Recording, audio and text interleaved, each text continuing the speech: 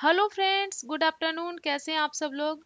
तो जैसा कि आप लोग को पता है कि अगर आप सीटेट पेपर 2 के लिए तैयारी कर रहे हैं तो आपको 6, 7, 8 का एनसीईआरटी पढ़ना है। तो हम लोग 6, 7, 8 का एनसीईआरटी पढ़ चुके हैं, इतिहास भूगोल नागरिक।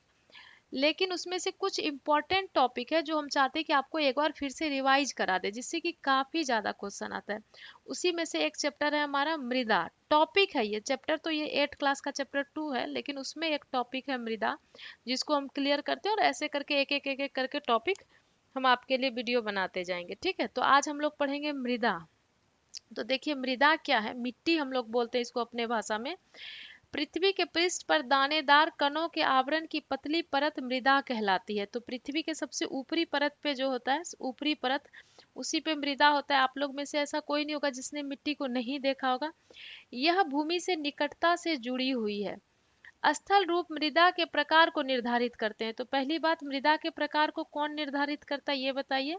तो मृदा के प्रकार को कौन निर्धारित करता है? स्थल रूप। ठीक है। मृदा का निर्माण चट्टानों से प्राप्त खनिजों, जैव पदार्थ तथा भूमि पर पाए जाने वाले खनिजों से होता है। यह अपक्षय की प्रक्रिया के माध्यम से बनती है। खनिजों और जैव पदार्थों का सही मिश्रण मृदा को उपजाऊ बनाता है। तो होता क्या, जैसे रॉक के बारे में हम लोग इसके पहले पढ़ चुके हैं, होगा तो एक बार फिर से आपको पढ़ाएंगे रॉक के बारे में। 3 तरह का जो चट्टान होता है।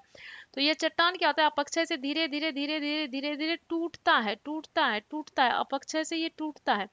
टूटते टूटते काफी लंबा समय लगता है इसको मिट्टी बनने में। ठीक है, यही टूटते टूटते टूटते बहुत लंबे समय के बाद क्या बनता है, ये मिट्टी बनता है। ठीक है। तो दो चीज आपको याद रखना है। मृदा के प्रकार को कौन निर्धारित करता है? स्थल रूप। और जो मृदा है उसमें क्या क्या होता है? खनिज जो है वो उसी से, चट्टान जो है उसी से टूट टूट के बनता है ना। और चट्टानों से प्राप्त खनिजों, जैव पदार्थ, अब उसमें ह्यूमस भी होता है ना, वो सब भी होता है। ठीक है, तो ये क्लियर है। अब देखिए, एक क्वेश्चन करिए। ये आपका 4 जनवरी 22 का आया हुआ क्वेश्चन है। तो इसमें क्वेश्चन में स्टेटमेंट है, 2 स्टेटमेंट है। पहला स्टेटमेंट है, मृदा का निर्माण जैव पदार्थों, जैव पदार्थ मतलब उसमें जो पेड़ पौधे और ये सब भी दब जाते हैं ना, उससे भी होता है। खनिजों तथा पृथ्वी पर पाई जाने वाली अपक्षयित चट्टानों से होता है। तो ये आपका बिल्कुल सही स्टेटमेंट है। स्थल रूप मृदा के प्रकार को निर्धारित नहीं करते हैं। तो अभी हम लोग जस्ट ही पढ़े कि मृदा के प्रकार को कौन निर्धारित करता है? स्थल रूप। तो ये नहीं दे करके इसको गलत बना दिया। तो देखिए, ये डायरेक्ट आपका एनसीईआरटी से ही क्वेश्चन आता है। ये जो लाइन मैंने लिखा है ये आपके एनसीईआरटी बुक से ही लिखा हुआ है। तो ये क्या हो गया आपका? ए सही हो गया और आर गलत हो गया। तो बिल्कुल इसी तरह एनसीईआरटी के लाइन से ही उठा के आपको सीटेट में क्वेश्चन बनेगा। तो ये आपका हो गया ए सही है और बी गलत है। ठीक है, आगे पढ़ते हैं। अब देखिए, अपक्षय किसको कहते हैं? अपक्षय से बनता है, ये तो हम लोग पढ़ लिए। अपक्षय किसको कहते हैं? तापमान परिवर्तन, तुषार, वो जो बर्फ और बारिश ये सब जो गिरता है उसी को तुषार कहते हैं। बर्फ जो गिरता है, कभी कभी आसमान से आप लोग गिरते देखे होंगे ना। तुषार क्रिया पौधों, प्राणियों और मनुष्य के क्रियाकलाप द्वारा अनावृत सेलों का टूटना और क्षय होना। तो अपक्षय क्या होता है? जैसे सेल मतलब चट्टान, ये चट्टान जो टूटता रहता है ना, उसी को कहते हैं, टूटने को कहते हैं अपक्षय। ठीक है। और एक ये आपका डू यू नो में दिया हुआ है। तो जो भी आपका डू यू नो में दिया रहता है ना, वो काफी इंपॉर्टेंट होता है, उससे आपको क्वेश्चन बनता है। एक चीज आपका और दिया हुआ है, केवल 1 सेंटीमीटर मृदा को बनने में सैकड़ों वर्ष लग जाते हैं। सोच लीजिए, 1 सेंटीमीटर कितना कम होता है, उसको बनने में सैकड़ों साल लगता है। इसलिए मृदा को बचाना बहुत जरूरी है, बहने से रोकना बहुत जरूरी है, क्योंकि उसको बनने में काफी लंबा समय लगता है। ठीक है। अब देखिए, ये मिट्टी पहले वो किससे बनता है? जनक चट्टान, पेरेंट रॉक, रॉक से ही बनता है ना। वो टूटेगा फूटेगा अपक्षयित चट्टानी पदार्थ, उसके बाद उसमें बालू, गाद, क्ले, ये उपमृदा है। और उसके बाद उसमें ह्यूमस वनस्पति के साथ ऊपरी मृदा, ये है आपका ऊपरी मृदा। ठीक है। अब हम लोग देखेंगे मृदा निर्माण को प्रभावित करने वाले कारक। मृदा निर्माण मतलब बनना, मृदा जो बनता है उसको कौन कौन सा कारण जो है प्रभावित करता है। तो जनक सेल, जनक सेल मतलब पेरेंट रॉक, मतलब जिस चट्टान से कि वो मृदा बना। ठीक है, जिस चट्टान से वो मिट्टी बना, वो क्या क्या निर्धारित करेगा? वो निर्धारित करेगा उसका रंग, गठन, रासायनिक गुणधर्म, खनिज मात्रा, उसमें कौन सा खनिज होगा, पारगम्यता, ये सब रंग, गठन, रासायनिक गुणधर्म, खनिज खनिज मात्रा, पारगम्यता, ये सब कौन निर्धारित करता है? ये सब करता है पेरेंट रॉक, जनक सेल, जिस सेल से टूट के वो मृदा बना है। ठीक है। जलवायु, तापमान, वर्षा। जलवायु, तापमान और वर्षा क्या निर्धारित करता है? अपक्षय और ह्यूमन निर्माण की दर को प्रभावित करता है, ह्यूमस निर्माण की दर को। उच्चावच, तुंगता और ढाल, मृदा के संचय को। अब देखिए बहुत ज्यादा ढाल पे रहेगा तो क्या होगा? अगर बहुत ज्यादा ढाल पे तो मृदा बह जाएगा पानी से। तो ये किसको निर्धारित कर? संचय। संचय मतलब जमा जो होता है मिट्टी, बहना, उसका उल्टा हो गया संचय का, तो संचय को निर्धारित करता है। वनस्पति जात, प्राणी जात और सूक्ष्म जीव ह्यूमस निर्माण की दर को प्रभावित करता है। तो ह्यूमस निर्माण की दर को दो चीज प्रभावित करता है। ह्यूमस निर्माण की दर को आपको जलवायु, तापमान और वर्षा भी प्रभावित करता है, और ह्यूमस निर्माण की दर को वनस्पति जात, प्राणी जात और सूक्ष्म जीव, ठीक है, ये भी प्रभावित करता है। किसको? ह्यूमस निर्माण की दर को। समय मृदा परिच्छेदिका की मोटाई को निश्चित करता है। तो कोई भी मृदा जो है जितना पुराना होगा वो उतना मोटा होगा। तो मोटाई को कौन निश्चित करता है? मोटाई को निश्चित करता है समय। का क्वेश्चन आया हुआ है, मृदा के निर्माण को प्रभावित करने वाले कारकों का मिलान कीजिए। तो हम लोग क्या देखेंगे? पहले सबसे पहले समय देखते हैं। समय से क्या होता है? उसका मोटाई, है ना। समय से क्या होता है? मोटाई। तो मृदा परिच्छेदिका की मोटाई, तो डी का तीसरा इसमें नहीं है तो इसको काट दीजिए, और डी का तीसरा इसमें भी नहीं है तो इसको भी काट दीजिए। अब जनक सेल, पेरेंट रॉक, जिस चट्टान से वो बना, उससे क्या निर्धारित होगा? मृदा का गठन, खनिज, ये सब निर्धारित होगा, है ना। रंग उसी से होता है ना, मृदा का रंग जिस सेल से बनेगा उसी पे उसका रंग डिपेंड करेगा। तो बी का वन, तो बी का वन यहाँ नहीं है तो इसको काट दीजिए, बी का वन यहाँ है, तो आपका आंसर ये हो गया। अब देखिए जलवायु, तो जलवायु किसको निर्धारित करता है? अपक्षय की दर को। और वनस्पति, प्राणी जगत और सूक्ष्म जीव किसको निर्धारित करता है? मृदा में ह्यूमस निर्माण की दर को। तो ये सारा चीज आपको याद रखना है, जो आपको धीरे धीरे पढ़ते पढ़ते एक बार, दो बार, चार बार वीडियो देखिएगा तो आपको याद हो जाएगा, और ये काफी इंपॉर्टेंट है, इससे बार बार क्वेश्चन आता है। ठीक है। तो अब देखिए कभी कभी मैचिंग में ना देके डायरेक्ट इस तरह से पूछ लेता है, जैसे ये जुलाई ऑफलाइन में पूछा है, मृदा परिच्छेदिका की मोटाई को कौन निर्धारित करता है? तो मोटाई को कौन निर्धारित करता है? मोटाई को समय निर्धारित करता है ना। यह भी हम लोग जस्ट देखें। अब देखिए मृदा निर्माण के कारक, मिट्टी बनता कैसे है? मृदा निर्माण के मुख्य कारक जनक सेल, पेरेंट रॉक जिससे वो बना, का स्वरूप और जलवायविक कारक है। मृदा निर्माण के अन्य कारक स्थलाकृति, जैव पदार्थों की भूमिका और मृदा निर्माण के संगठन में लगा समय है। अलग अलग स्थानों में ये भिन्न भिन्न है। ये सारा लाइन आपका एनसीईआरटी से लिया हुआ है। मृदा का निम्नीकरण, निम्नीकरण मतलब मृदा जो कम हो जाता है, अपक्षय हो जाता है, बह जाता है पानी से, हवा से उड़ जाता है, उसी को कहते हैं निम्नीकरण। और संरक्षण, संरक्षण उस मतलब उसको बचा के रखना, ये दोनों अपोजिट वर्ड है। निम्नीकरण मतलब उसका बह जाना, बर्बाद हो जाना, और संरक्षण मतलब उसको बचा के रखना। के उपाय, मृदा अपरदन और छीनता। अपरदन मतलब क्या हुआ? उड़ उड़ के बह गया। छीनता मतलब उसका कमी हो गया। मृदा संसाधन के लिए दो मुख्य खतरे हैं, तो या तो मृदा कभी कभी पानी से बह जाता है, कभी कभी हवा से उड़ जाता है, तो इसी से मृदा का क्या होता है? निम्नीकरण होता है। मानवीय और प्राकृतिक दोनों ही कारकों से मृदाओं का निम्नीकरण हो सकता है।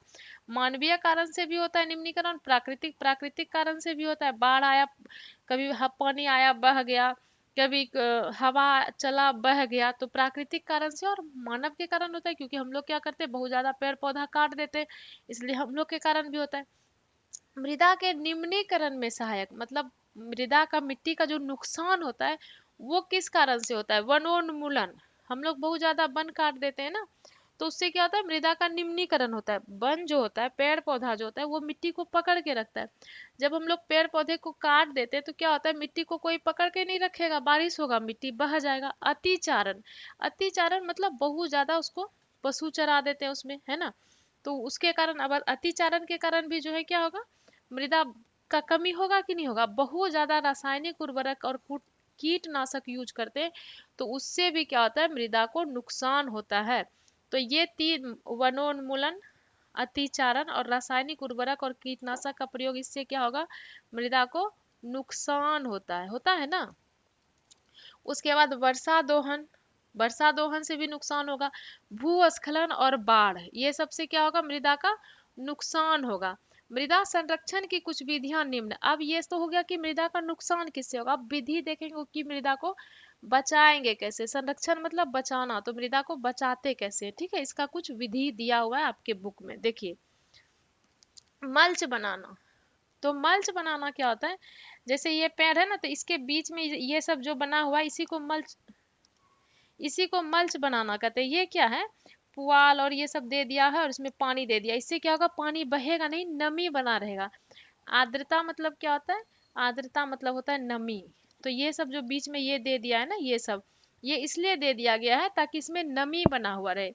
तो पौधों के बीच अनावृत भूमि जैव पदार्थ से जैसे प्रवाल से ढक दी जाती है, इससे मृदा की आर्द्रता रुकी रहती है। ये जो है डाल दिया गया, इसी को क्या कहते हैं, इसी को कहते हैं मल्च बनाना, ठीक है। तो ये है मिट्टी के संरक्षण का एक तरीका। अभी और भी तरीका देखेंगे। एक है वेदिका फॉर्म।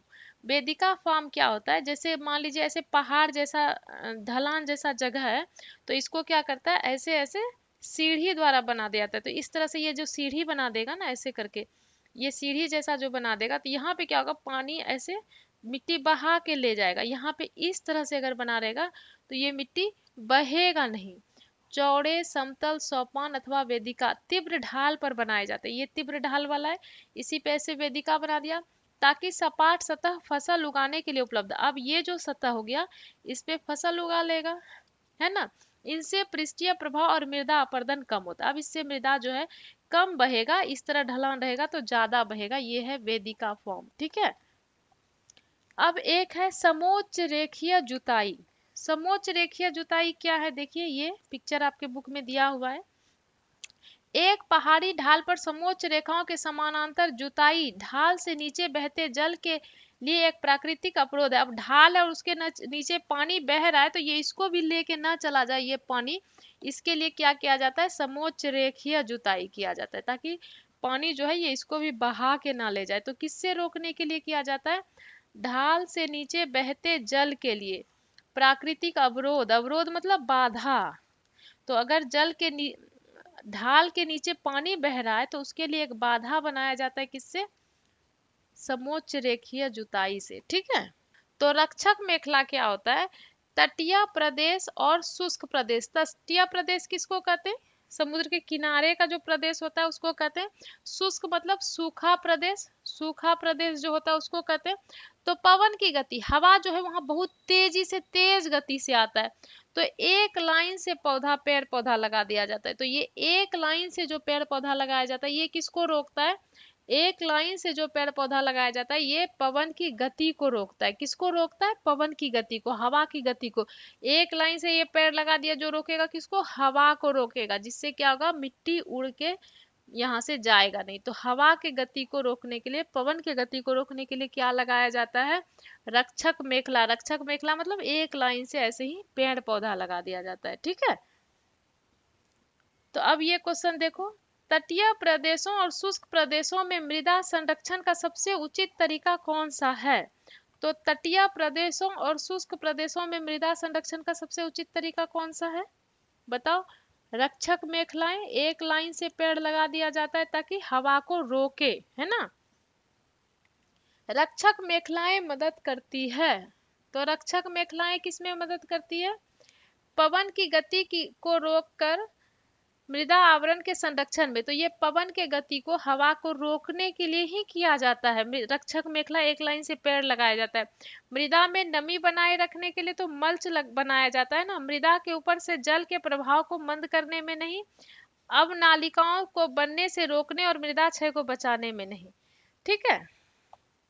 तो किस लिए लगाया जाता है रक्षक मेखला, हवा के गति को रोकने के लिए। ये आपका जुलाई 19 में आया है ऑफलाइन वाले में। अब देखेंगे हम लोग समोच्च रेखीय रोधिकाएं क्या होता है। देखिए, समोच्च रेखाओं पर रोधिकाएं बनाने, रोधिका मतलब क्या हुआ, एक तरह का रुकावट, बैरियर, ठीक है, किस रुकावट दे दिए, कोई चीज आ रहा है उसको रोक दिए, रुकावट दे दिए किसी चीज का। पत्थरों घास मृदा का उपयोग किया जाता है, पत्थर घास और मिट्टी ये सब दे करके क्या किए, रोक दिए। रोधिकाओं के सामने जल एकत्र करने के लिए खाइयां बनाई जाती है, मतलब पानी आ रहा है, यहाँ पे क्या किया, मिट्टी घास और ये सब दे दिया और यहाँ पे गड्ढा बना दिया कि चलो यहीं रुक जाओ, इसके आगे नहीं जाना। मिट्टी घास और पत्थर देके उसको रोक दिए, बैरियर दे दिए, रोधिकाएं दे दिए, बाधा दे दिए, इसको रोधिका मतलब बाधा। अब ये हो गया, उसके बाद ये तो समोच्च रेखीय रोधिकाएं। एक होता है चट्टान बांध। चट्टान बांध क्या होता है, जल के प्रभाव को कम करने के लिए बनाए जाते हैं, यह नालियों की रक्षा करते हैं और मृदा क्षति को रोकते हैं। अब चट्टान का बांध बना दिया, ठीक है, जैसे चट्टान का अब नाली जा रहा है तो क्या होगा, इधर इधर का मिट्टी लेके बहाएगा नहीं, क्योंकि वो चट्टान से बंधा हुआ है। तो चट्टान बांध भी किसके लिए होता है, मृदा क्षति को रोकने के लिए होता है। उसके बाद बीज की फसल उगाना। बीज की फसल उगाना किस लिए होता है, ये भी मिट्टी को बहने से रोकने के लिए होता है। वर्षा दोहन से मृदा को सुरक्षित रखने के लिए अलग अलग समय पर भिन्न भिन्न फसलें एकांतर कतारों में उगाई जाती है, अलग अलग टाइम पे फसल उगाया जाता है, किस लिए, मृदा को बहने से रोकने के लिए। तो ये सब जो भी था क्या था, हमको मिट्टी को बहने से रोकने का उपाय। ठीक है, अब क्वेश्चन देखिए, समोच्च रेखीय रोधिकाओं के बारे में कौन सा कथन सही है। तो समोच्च रेखीय रोधिकाओं के बारे में क्या सही है बताओ।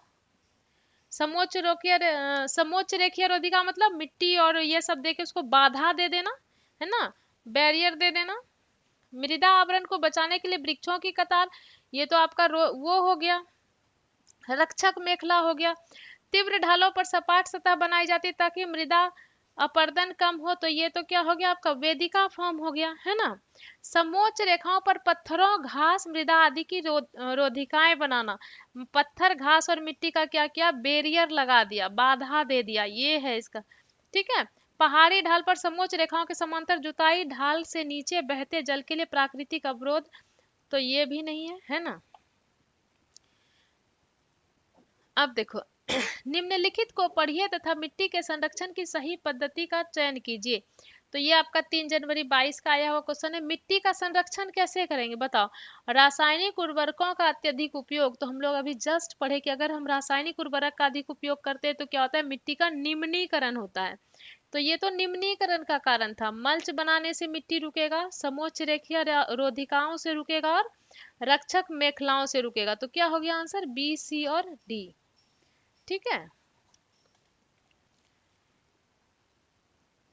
अब ये आपका 7 जुलाई का आया हुआ क्वेश्चन है, इसको करिए। तो ये क्या है, निम्नलिखित में से मृदा अपरदन और क्षीणता को नियंत्रित करने के उपाय। तो मल्च बनाने से आप मिट्टी को रोक सकते हैं, बहने से वेदिका फॉर्म से रोक सकते हैं, और बीज की फसल उगाने से। अति चराई से आपका क्या हो जाता है, अति चराई तो निम्नीकरण का कारण है, तो बी को हम लोग काट देंगे, तो ए सी डी हमारा आंसर हो जाएगा। ठीक है, तो इस तरह से मैंने सोचा है कि कोई एक टॉपिक उठाकर छोटा छोटा टॉपिक आपका क्लियर कर देंगे। तो आई होप कि आपका ये टॉपिक अच्छे से क्लियर हुआ होगा। ठीक है, अगर क्लियर हुआ होगा तो आप वीडियो को लाइक जरूर करिएगा, शेयर सब्सक्राइब करना नहीं भूलिएगा, और लर्न बीस्वीटी टेलीग्राम चैनल ज्वाइन कर लीजिएगा। हमसे जुड़े रहने के लिए प्ले स्टोर में जाइएगा, लर्न बीस्वीटी ऐप डाउनलोड कर लीजिएगा, जहां आपको सिर्फ 99 में 40 सेट पेपर 1 का PYQ, 99 में 36 सेट पेपर 2 का PYQ, और सिर्फ 99 में ही एनसीईआरटी टेस्ट मिलेगा, जब जिसमें चैप्टर वाइज टेस्ट में आपको ये टेस्ट जो है क्लास 8 एनसीईआरटी ज्योग्राफी में जाइएगा, उसका चैप्टर 2 है ये, उसमें मिल जाएगा। ठीक है, तो अगर आपको ये टॉपिक क्लियर हो गया तो आप वीडियो को लाइक कर सकते हैं और शेयर जरूर करिएगा। ठीक है, चलिए बाय।